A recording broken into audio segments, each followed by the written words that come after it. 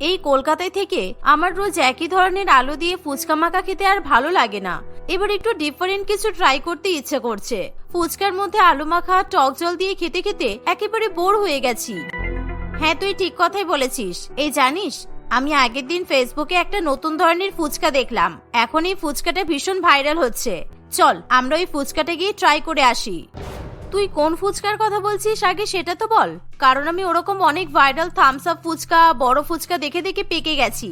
তাই তুই যদি আমাকে অন্য ফুচকার কথা বলতে চাস তাহলে আমি সেই ফুচকা খেতে পারি। আরে থামস আপ ফুচকা কিংবা বড় ফুচকা খাওয়াতে আমি তোকে নিয়ে যাচ্ছি না। আমি কালকে ফেসবুকে ম্যাগি ফুচকা দেখেছিলাম। আমি ভাবছি যে আজকে আমি আর তুই ম্যাগি ফুচকা খেয়ে আসবো। শ্যামনগরের মোড়ে একজন মহিলা বসে ম্যাগি ফুচকা বিক্রি করে। তাই তুই যদি ম্যাগি ফুচকা খেতে চাস আমার সাথে যেতে পারিস। কলকাতায় এরকম ম্যাগি ফুচকা পাওয়া যাচ্ছে শুনি প্রিয়তমা ভীষণ পরিমাণে অবাক হয়। কারণ কলকাতায় আলু দিয়ে টক জল দিয়ে ফুচকা বিশ্ববিখ্যাত ছিল, কিন্তু কলকাতার বুকে এরকম ম্যাগি ফুচকা বিখ্যাত হতে পারে সেটা কখনোই ভাবা যায় না।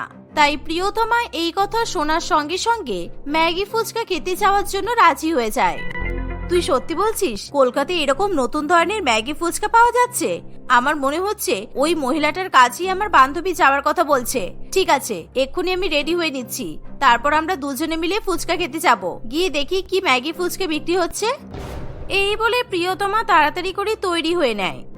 তারা দুজনে মিলে ম্যাগি ফুচকা খেতে চলে যায়।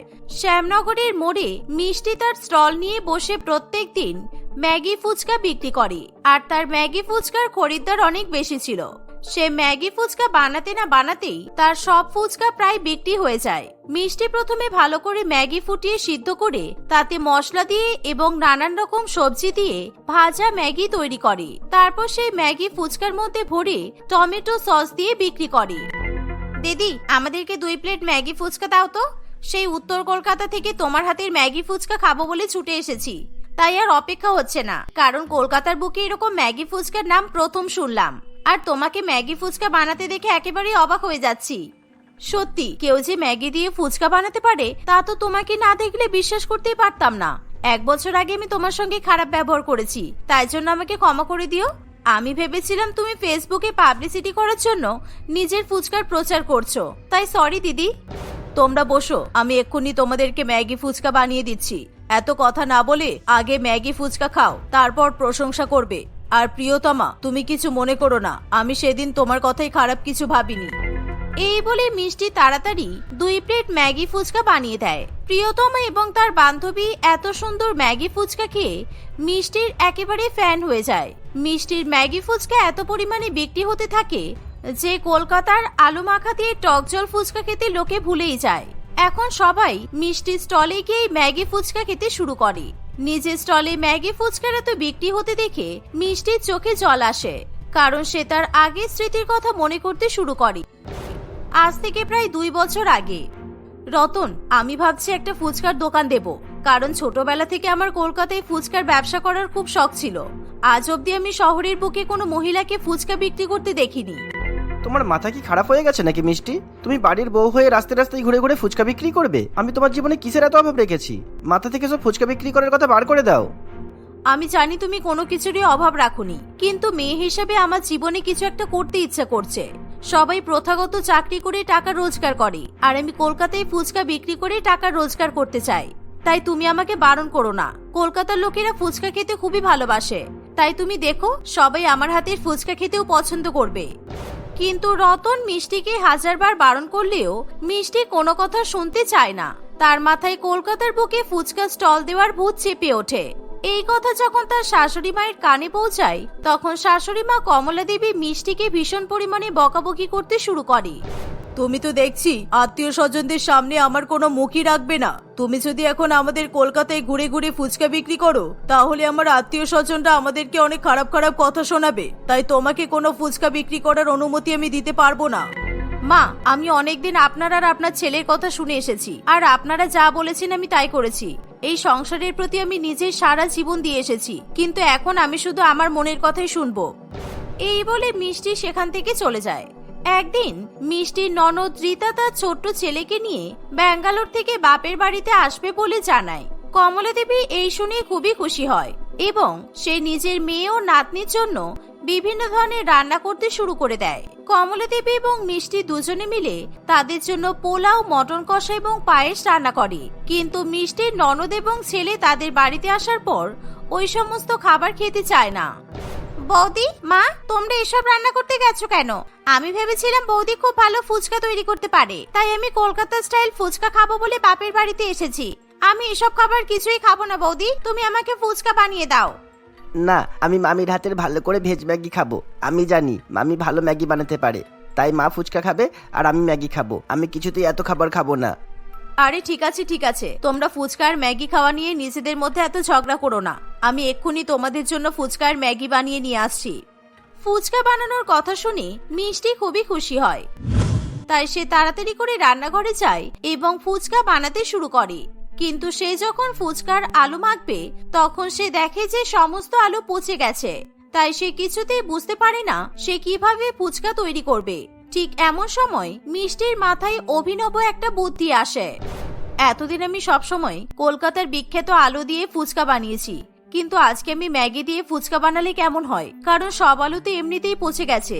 আর আমি যদি এখন ননদকে ফুচকা খাওয়াতে না পারি তাহলে আমার ননদও আমার উপর রেগে যাবে।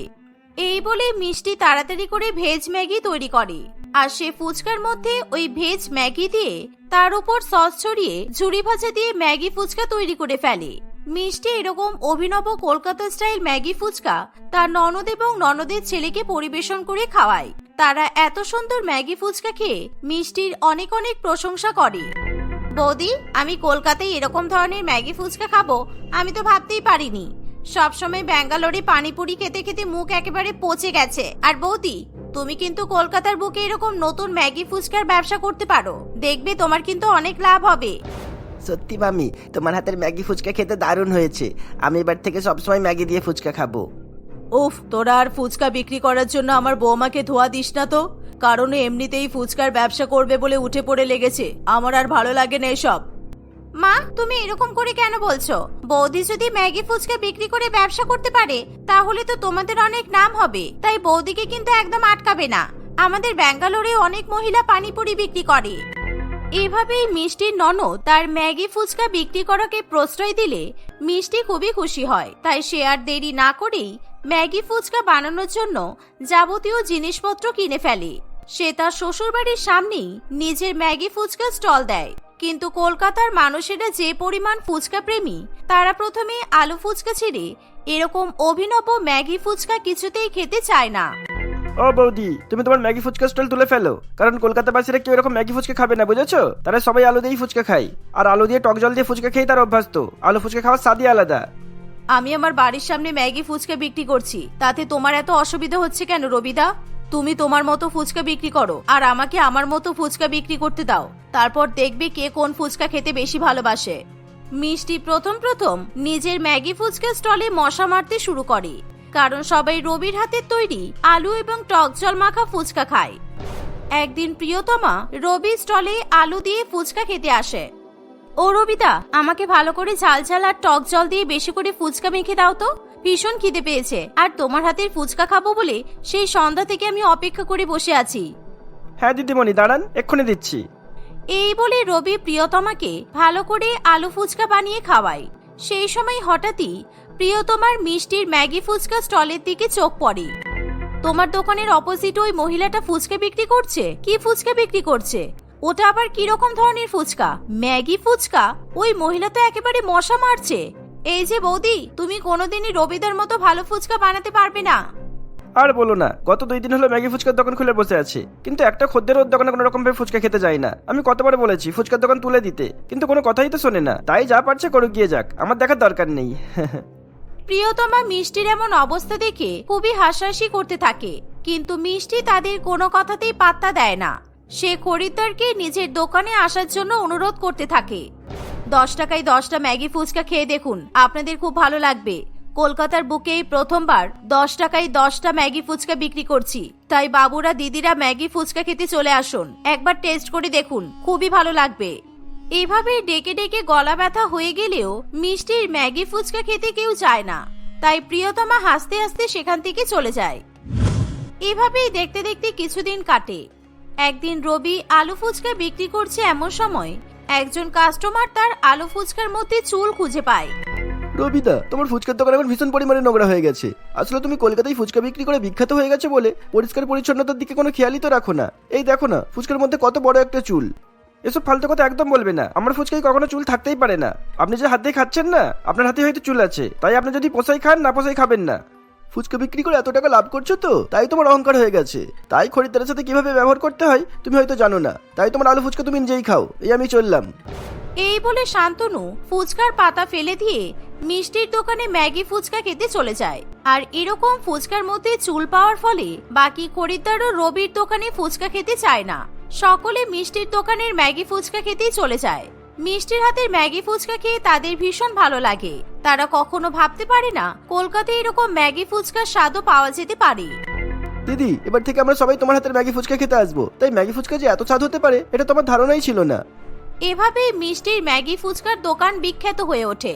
বাড়ির বউকে এত সুন্দর ম্যাগি ফুচকা বিক্রি করে টাকা রোজগার করতে দেখে তার শাশুড়ি মা এবং স্বামী দুজনেই খুবই খুশি হয়, কারণ তারা আর কখনো মিষ্টিকে কথা শোনায় না। এভাবেই দেখতে দেখতে 2 বছর কেটে যায়। এরকম কলকাতার বুকে ম্যাগি ফুচকা বিক্রি করে মিষ্টি নিজের নামে ফ্ল্যাট, বাড়ি, গাড়ি সমস্ত কিছুই কিনে ফেলে।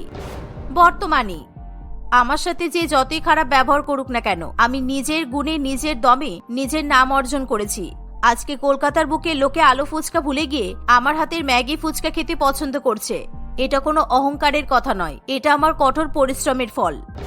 সত্যি, আজ থেকে 1 বছর আগে যদি রবিদার দোকানে ফুচকা না খেয়ে তোমার হাতের ম্যাগি ফুচকা খেতাম তাহলে অনেক ভালো হতো। দেরি করে হলেও তোমার হাতের ম্যাগি ফুচকা যে স্বাদ করতে পেরেছি, এটাই আমার ভাগ্যের ব্যাপার। রূপালীর ননদ এবং শাশুড়ি মা রূপালীকে একটুও পছন্দ করত না, তাই তারা সবসময় রূপালীকে ছোট বড় উল্টোপাল্টা কথা শোনাতো। সেই সাথে রূপালীর অনুপস্থিতিতে তারা সবসময় তাকে নিয়ে সমালোচনাও করত। এসব করতে তাদের খুবই ভালো লাগতো, কিন্তু রূপালী কখনোই তাদের সঙ্গে খারাপ ব্যবহার করত না। একদিন নূপুরের মা চুমকি দেবী নূপুরকে ফোন করে। কিরে মা, এতদিন হয়ে গেল তুই আমার সঙ্গে দেখা করতে এলি না। আজকে তোকে দেখার খুব ইচ্ছে করছে, তুই চলে আয়। না মা, এই তো কদিন আগেই গেলাম। আবার যদি চাই তাহলে তোমার বৌমা ভাববে আমি 2 দিন ছাড়াই বাপের বাড়িতে যাই। এমনিও তো তোমার বৌমা আমাকে সহ্য করতে পারে না। এখন আমার বিয়ে হয়ে গেছে, আমি তো পর হয়ে গেছি, তাই শুধু শুধু তোমার বৌমার উপর বোঝা হতে চাই না আমি। তুই ওর কথা ছাড় তো, ওর কথা চিন্তা করে কোনো লাভ আছে? আর এটা তোর নিজেরই বাড়ি, তুই যখন ইচ্ছা আসবি, যখন ইচ্ছে যাবি, এতে ওর কিছু বলার নেই। তুই তাড়াতাড়ি চলে আয়। ঠিক আছে মা, আমি সন্ধ্যাবেলা পৌঁছে যাব। তুমি বৌদিকে লুচি আর চিকেন কষা রান্না করে রাখতে বলো। চুমকি দেবী তার বৌমার কাছে গিয়ে অর্ডার করে। শোনো, সন্ধ্যাবেলা আমার মেয়ে আসছে, ওর জন্য ফুলকো লুচি আর চিকেন কষা রান্না করে রাখো। আর বেশি ঝাল মশলা দেবে না, আমার মেয়ে কিন্তু ঝাল মশলা খেতে পছন্দ করে না। ঠিক আছে মা, আমি কম তেল মশলা দিয়েই রান্না করছি। আর এমনিতেও আমাদের বাড়িতে তো কম তেল মশলা দিয়েই রান্না হয়। এই বলে রূপালী তার রান্নার কাজে লেগে পড়ে। সন্ধ্যাবেলা নূপুর নিজের মায়ের বাড়িতে চলে আসে। বাড়িতে এসেই সে খাবার খাওয়ার জন্য বসে পড়ে। আমার প্রচন্ড খিদে পেয়ে গেছে মা, তাড়াতাড়ি খাবার নিয়ে আসতে বলো। বাড়ি থেকে আমি কিছু খেয়ে আসিনি, আজকে আমি বেশি করে লুচি আর মাংস খাবো। নূপুরের কথা শুনে রূপালী তাড়াতাড়ি করে নূপুরের জন্য খাবার পরিবেশন করে দেয়। নূপুরের সঙ্গে সঙ্গে তার মাও খাবার খেতে বসে পড়ে, কিন্তু নূপুর একবার খাবার মুখে নিয়ে বলে, ইস, এটা কি রান্না করেছো তুমি? এটা চিকেন কষা হয়েছে? চিকেনে কোনো মশলা দিয়েছো? না ঝাল আছে না কিছু? মনে হচ্ছে তুমি চিকেন নুন দিয়ে সিদ্ধ করে আমাকে খেতে দিয়েছো। ইস, কি বাজে খেতে হয়েছে। মাংসটা খেতে ভালো হয়নি, মা তো আমাকে এভাবেই রান্না করতে বলেছিল। আর তাছাড়া আমাদের বাড়িতে তো সবসময় এরকম ভাবেই রান্না হয়। আর তুমি তো তেল মশলা জাতীয় খাবার খাওয়া পছন্দ করতে না। কে বললো আমি তেল মশলা জাতীয় খাবার খেতে পছন্দ করতাম না? যখন এখানে থাকতাম তুমি যা রান্না করতে সেটাই বাধ্য হয়ে আমাদেরকে খেতে হতো। আর তুমি তো সবসময় এরকমই বাজে বাজে খাবার রান্না করো, তরকারিতে কোনো স্বাদ বলে জিনিস থাকে না। আর তাছাড়া আমার শ্বশুর বাড়িতে এখন অতিরিক্ত তেল মশলা দিয়ে ভালো ভালো খাবার রান্না করা হয়। আমার শ্বশুর বাড়ির খাবার খেয়ে খেয়ে আমার কম তেল মশলাযুক্ত খাবার খেতে আর ভালো লাগে না। আর তুমি তো ফট করে আমার উপর দোষ চাপিয়ে দিলে। আমি তোমাকে কম তেল মশলা দিতে বলেছিলাম, মানে এই নয় যে তুমি এতটা কিপটেমি করবে। তুমি তো এতে কোনো মশলা দিয়েছো বলে মনেই হচ্ছে না, একেবারে সাদা ফ্যাক ফ্যাক করছে মাংসগুলো। আমি তোমাকে আগেই বললাম না মা, আমি এখানে আসলে তোমার বৌমার খুব কষ্ট হয়, সেই জন্য ইচ্ছা করে এরকম খাবার রান্না করেছে। এ প্ল্যান করেই করেছে যাতে এমন বাজে খাবার রান্না করবে আর আমি খেতে পারবো না, আমার মুখের রুচি নষ্ট হবে আর আমি বাধ্য হয়ে শ্বশুর বাড়িতে চলে যাব। কিন্তু এরকম আমি হতে দেব না। তুই রাগ করিস না মা, তুই এখন বাইরে থেকে কিছু একটা খাবার অর্ডার করে খেয়ে নে, আর রাতে কি খাবি বলে দে। এই শোনো, রাতের খাবারটা ভালো করে রান্না করবে কিন্তু। আমার মেয়েটা কতটা শখ করে বললো লুচি মাংস খাবে, তুমি তো সব নষ্ট করে দিলে। আমি রাতে বিরিয়ানি খাবো, আমার জন্য ভালো করে বিরিয়ানি বানাবে। যদি বিরিয়ানি খারাপ হয়েছে আর আমরা কেউ খেতে না পেরেছি, তাহলে কিন্তু ওই এক হাঁড়ি বিরিয়ানি তোমাকেই খেতে হবে বলে দিলাম। রূপালী মুখ বুঝে তার ননদ এবং শাশুড়ি মায়ের সব কথাই শুনতে থাকে। সে কোনো কথা না বলে আবার রান্নাঘরে চলে যায় এবং বিরিয়ানি রান্না করার আয়োজন শুরু করে। রাত্রিবেলা রূপালী তার ননদ এবং শাশুড়ি মাকে বিরিয়ানি খেতে দিলে আবার সেই একই ঘটনাই ঘটে। এবার আমি একেবারে শিওর হয়ে গেলাম যে তুমি এগুলো ইচ্ছা করেই করছো, যাতে আমি কিছু খেতে না পারি। এই কেমন বিরিয়ানি বানিয়েছো তুমি? বিরিয়ানিতে কোনো মশলা দাওনি। বিরিয়ানি তো খেয়ে মনে হচ্ছে আমি সাদা ভাত খাচ্ছি। তোমার কেমন মনে হচ্ছে মা? হ্যাঁ, আমারও তো তাই মনে হচ্ছে, যেন মনে হচ্ছে সাদা ভাত, সিদ্ধ আলু আর সিদ্ধ মাংস খাচ্ছি। এই, তুমি কি চাও? হ্যাঁ, আমার মেয়েটা এখানে আসলে তোমার কি গায়ে ফোসকা পড়ে? আমি কিছু বুঝতে পারছি না। আমি তো যেরকম ভাবে রান্না করি সেরকমই করলাম। আর তাছাড়া বেশি তেল মশলাযুক্ত খাবার খাওয়া তো ঠিক নয়। এমনিতেই বিরিয়ানি এতটা রিচ খাবার, তার উপর বিরিয়ানিতে আরো যদি তেল মশলা দিই তাহলে তো পেট খারাপ করবে। এই দেখো, তুমি কিন্তু একদম আমাকে জ্ঞান দেওয়ার চেষ্টা করবে না। কোনটা খাওয়া উচিত আর কোনটা খাওয়া উচিত নয় তোমার থেকে ভালো আমি জানি। আমার শ্বশুর বাড়িতে প্রত্যেক দিনই রিচ খাবার রান্না হয়। কই, আমাদের কারোর তো শরীর খারাপ করে না। এই, তুমি কি আমার মেয়েটাকে এখানে থাকতে দেবে না? আমার মেয়েটা তোমার কোন পাকা ধানে মই দিয়েছে বলো তো? আমার মেয়ের সাথে তোমার এত কিসের শত্রুতা? এখনো পর্যন্ত আমার মেয়ে এসে পর্যন্ত পেট ভরে খাবার খেতে পারলো না। আমার মেয়ে চলে গেলে কি তুমি খুশি হবে? হ্যাঁ, সেটা কি আর বলতে হয়? আমি চলে গেলেই তো তোমার বৌমা খুশি হবে, কিন্তু আমি যাব না এখান থেকে। আমি এখানেই থাকবো, কিন্তু এই বাড়ির কোনো খাবার আমি খাবো না। আমার পছন্দ মতো খাবার তোমার বৌমা কখনোই রান্না করতে পারবে না। আমি এখানে যতদিন থাকবো বাইরের খাবারই খাবো। এই বলে নূপুর রাগ করে উঠে চলে যায়। সেদিন রাত্রিবেলাতেও নূপুর নিজের জন্য অনলাইন থেকে খাবার অর্ডার করে খায়। পরের দিন সকালবেলা ঘুম থেকে উঠেই সে বাইরের রেস্টুরেন্টে ব্রেকফাস্ট করতে চলে যায়। দুপুরে এবং রাত্রিবেলাতেও সে অনলাইন থেকেই খাবার অর্ডার করে। এরকম ভাবে সময় কাটতে থাকে। রূপালী বারে বারে নূপুরকে বাড়িতে খাবার খাওয়ার জন্য বললেও নূপুর কিছুতেই বাড়ির খাবার খেতে চায় না। এরকম ভাবেই দেখতে দেখতে 10-15 দিন কাটে। এই শোনো, কালকে আমার মেয়ের জন্মদিন। বিয়ের পর এটাই আমার মেয়ের প্রথম জন্মদিন, আর সেই জন্যই কালকে খুবই ধুমধাম করে আমার মেয়ের জন্মদিন পালন করা হবে। সমস্ত আয়োজন করা হয়ে গেছে। কালকে রাত্রিবেলা আমাদের বাড়িতে পার্টি হবে। এত কিছু করে ফেললেন আর আমাকে এখন বলছেন আপনারা? আমাকে তো একবার কিছু জানাতে পারতেন মা। তোমাকে জানিয়ে কি হবে? আর তাছাড়া তোমাকে তো এখন জানালাম। কালকে কোনোভাবেই আমার মেয়ের জন্মদিনটা নষ্ট করার চেষ্টা করো না যেন। আমি টাকা পয়সা খরচা করে ওর জন্মদিনে পার্টি দিচ্ছি বলে তোমার হয়তো রাগ হতেই পারে। না মা, আমি রাগ করব কেন? আমি তো শুনে বরং খুশি হলাম। আর আমিও চেষ্টা করব যাতে নূপুরের জন্মদিনটা আরো স্পেশাল করে তোলা যায়। যতই হোক, ও তো আমার একমাত্র ননদ। তুমি আবার আমার জন্য কি করবে? এতদিন ধরে এখানে আছি, আমার পছন্দ মতো খাবার রান্না করে একদিনও তো খাওয়াতে পারলে না। নিজের বাড়িতে থাকার পরও আমাকে বাইরের খাবার খেতে হচ্ছে। কতটা লজ্জাজনক ব্যাপার। ছাড়ো, বাদ দাও, যাও এবার এখান থেকে। হা করে দাঁড়িয়ে আমাদের কথা শুনবে না। রূপালী মন খারাপ করে সেখান থেকে চলে যায়। আচ্ছা মা, কালকে তো আমার জন্মদিন। কালকে আমি একটা বড় রেস্টুরেন্টে যাব আর আমার ফেভারিট বিরিয়ানি খাবো। আমি একটু আগেই ফেসবুকে একটা রেস্টুরেন্টের ব্যাপারে জানলাম। ওখানে খুবই সুন্দর স্পাইসি মশলাদার বিরিয়ানি পাওয়া যায়। ঠিক আছে মা, কালকে তো জন্মদিন, তাই তো যেটা ইচ্ছে তুই তাই করবি, কোনো বাধা নেই। পরের দিনে নূপুর ফেসবুকে দেওয়া ওই নির্দিষ্ট রেস্টুরেন্টের ঠিকানা অনুযায়ী বাড়ি থেকে খুবই সকাল করে বেরিয়ে পড়ে। রেস্টুরেন্টটা তাদের বাড়ি থেকে অনেকটা দূরে ছিল। 3 ঘন্টা বাসে ট্রেনে জার্নি করার পর নূপুর ওই রেস্টুরেন্টে গিয়ে পৌঁছায়। বাবারে বাবা, কতটা দূর! এখানে আসতে গিয়ে তো আমার প্রচন্ড খিদে পেয়ে গেছে। এই যে ওয়েটার, আমার জন্য তাড়াতাড়ি 2 প্লেট স্পাইসি বিরিয়ানি নিয়ে এসো। একদম এখানকার স্পাইসি মশলাদার যে বিরিয়ানিটা পাওয়া যায় সেটাই নিয়ে আসবে। ওয়েটার নুপুরের জন্য সঙ্গে সঙ্গে 2 প্লেট স্পাইসি মশলাদার বিরিয়ানি এনে দেয়। অনেকটা পথ জার্নি করার ফলে নুপুরের প্রচন্ড পরিমাণে খিদে পেয়েছিল, তাই 2 প্লেট বিরিয়ানি খেয়েও তার পেট ভরে না। সে আরো 2 প্লেট মটন বিরিয়ানি খায়। টোটাল 4 প্লেট বিরিয়ানি খাওয়ার পর নুপুর কিছুতেই নড়তে চড়তে পারে না। ওরে বাবা, অনেক বেশি খেয়ে ফেলেছি, এবার তাড়াতাড়ি বাড়ি ফিরতে হবে। এখন তো বাড়ি যেতে 3 ঘন্টা জার্নি করতে হবে, ততক্ষণে আমার সব খাবার হজম হয়ে যাবে।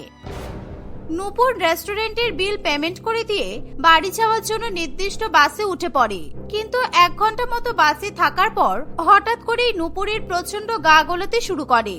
আসলে অতিরিক্ত পরিমাণে তেল মশলাযুক্ত খাবার খাওয়ার ফলে এবং ভিড় বাসের মধ্যে ট্রাভেল করার জন্য নুপুর প্রচন্ড পরিমাণে অস্বস্তি বোধ করতে থাকে। কিছুক্ষণ পরেই বাসের মধ্যে সে বমি করতে শুরু করে। সারাটা রাস্তায় সে বাসের মধ্যে বমি করতে থাকে। এভাবেই কোনো রকমে সে বাড়ি ফিরে আসে। বাড়ি ফিরে এসে সে দেখে টেবিলের উপর বিভিন্ন রকম সুস্বাদু খাবার সাজিয়ে রাখা আছে। তুমি এসে গেছো নুপুর, আমি কখন থেকে তোমার জন্য অপেক্ষা করছিলাম। দেখো, আজকে আমি তোমার পছন্দ মতো অনেক রকমের খাবারের আয়োজন করেছি। আশা করছি তোমার এই খাবারগুলো পছন্দ হবে। ভয় পেও না, এই খাবারগুলো আমি রান্না করিনি, আমার শেফ বন্ধু রিঙ্কি রান্না করেছে। এই যে আমার বন্ধু রিঙ্কি। হ্যাপি বার্থডে নুপুর, আসলে আমি 5 স্টার হোটেলের শেফ। আজকে আমার রেস্টুরেন্টে অনেক কাজ ছিল, কিন্তু তোমার বৌদি এতটা জোর করলো যে আমাকে এখানে আসতেই হলো। টেবিলের উপর সাজিয়ে রাখা খাবারগুলো দেখে নুপুরের ভীষণ লোভ হয়। সে কিছুতেই নিজেকে আটকে রাখতে পারে না। বিরিয়ানি খেয়ে তার যে শরীর খারাপ করেছিল সেই কথাটা সে ভুলে গিয়ে আবার খেতে বসে পড়ে, কিন্তু খাবার খেতে খেতেই তার আবার বমি পায় আর সে বমি করার জন্য বাথরুমে ছুটে যায়। এই, তোমরা আমার মেয়েকে কি খাইয়েছো? কি আজে বাজে খাবার রান্না করে খাইয়েছো আমার মেয়েটাকে? আমার মেয়ে এরকম বমি করছে কেন? নুপুর, মা নুপুর, তুই ঠিক আছিস তো? তুই আমাকে না জিজ্ঞাসা করে ওই খাবারগুলো কেন খেতে গেলি? নুপুর বমি করতে করতে হঠাৎই অজ্ঞান হয়ে পড়ে যায়। এই দেখে সকলেই প্রচন্ড পরিমাণে ভয় পেয়ে যায়। এই, তুমি সত্যি করে বলো তো, এই খাবারে তুমি কি মিশিয়েছো? আমার মেয়েটা এরকম অজ্ঞান হয়ে গেল কেন? তোমার মনে এত হিংসা?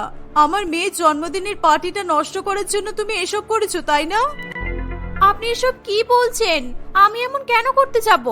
আপনি এখন এসব কথা বাদ দিয়ে দয়া করে নুপুরকে হসপিটালে নিয়ে চলুন। চুমকি দেবী রূপালীর কোনো কথা বিশ্বাস করতে চায় না। সে তার ছেলে এবং স্বামীকে ফোন করে সব কথা বলে। আর দেরি না করে রূপালী এবং তার শাশুড়ি মা নুপুরকে নিয়ে হসপিটালে পৌঁছায়। ডাক্তার নুপুরের চেক আপ করার পর বলে, আসলে অতিরিক্ত তেল মশলাযুক্ত খাবার অনেক বেশি পরিমাণে খাবার জন্য আপনার পেটে ইনফেকশন হয়ে গেছে। এনার সুস্থ হতে এখন অনেকদিন সময় লাগবে। আর এখন সিদ্ধ খাবার ছাড়া অন্য কোনো রকমের খাবার খাওয়াই যাবে না। যে ওষুধগুলো লিখে দিচ্ছি বাইরে থেকে নিয়ে আসুন। আর হ্যাঁ, এখন 3 দিন পেশেন্টকে হসপিটালেই থাকতে হবে। এই বলে ডাক্তার সেখান থেকে চলে যায়। আমি ঠিকই ধরেছি, তোর বৌদি খাবারের মধ্যে কিছু মিশিয়ে তোকে খাইয়ে দিয়েছে। তাই জন্য তো এই খাবারগুলো খাওয়ার সঙ্গে সঙ্গে তোর শরীরটা খারাপ করলো। আমি ওই মেয়েটাকে আর কিছুতেই আমার বাড়িতে রাখবো না। আজকে তোর জন্মদিন, আর আজকে তোকে এভাবে হসপিটালের বেডে শুয়ে থাকতে হচ্ছে। এতে বৌদির কোনো দোষ নেই মা, সব দোষ আমার। আজকে আমি ওই রেস্টুরেন্টে গিয়ে 4 প্লেট স্পাইসি মশলাদার বিরিয়ানি খেয়েছিলাম, আর বাসে ওঠার পর থেকেই আমি বমি করতে করতে বাড়ি ফিরেছিলাম। কি বলছিসটা কি? তুই আমাকে আগে বলিসনি কেন এগুলো?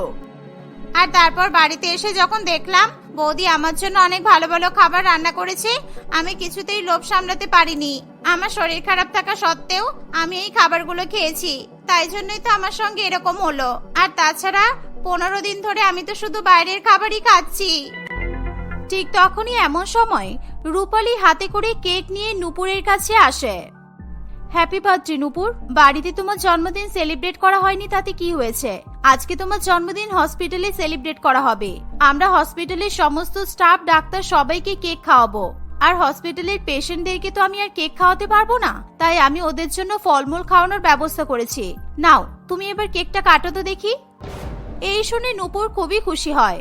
সে তার চোখের জল কিছুতেই ধরে রাখতে পারে না। থ্যাংক ইউ সো মাচ বৌদি, তুমি খুব ভালো।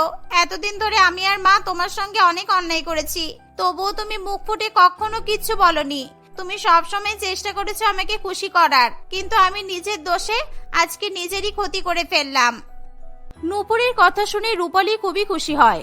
রূপালীর শাশুড়ি মাও তার কাছে ক্ষমা চায়। এভাবেই সেদিন হসপিটালে নুপুরের জন্মদিন পালন করা হয়। 1 মাস পর নুপুর পুরোপুরি সুস্থ হয়ে বাড়ি ফিরে যায়।